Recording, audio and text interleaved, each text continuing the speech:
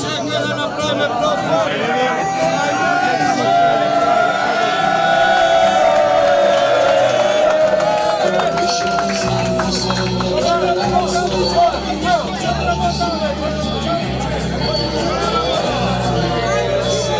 Вториот круг знаевме дека ќе биде полесно, сепак си го изработевме, стигнавме до секој наш сограѓанин да кажеме нашата програма, што нудиме и знаевме дека ќе ги имаме резултатите кои што ги добивме на овие избори во вториот круг.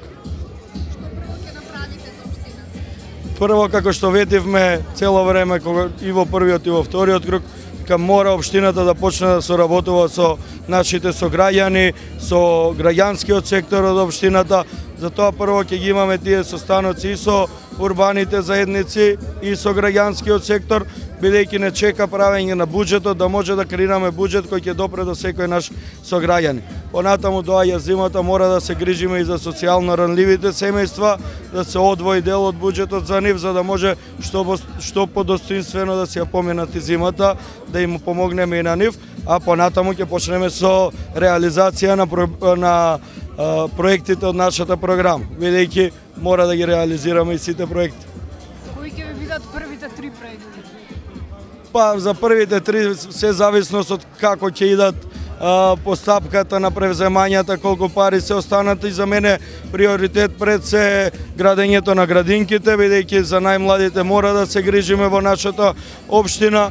Понатаму е гасификацијата на општината како приоритетен проект за нас и нормално сите останати тековно ќе ги одржуваме во зависност од како ќе се договориме со нашите сограѓани.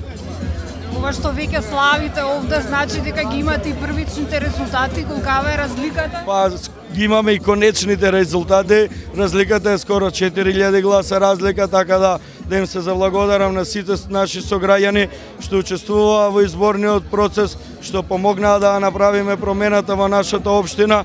Ги повикувам заедно да соработуваме во наредните 4 години. Славењето почнува овде, каде ќе продолжи?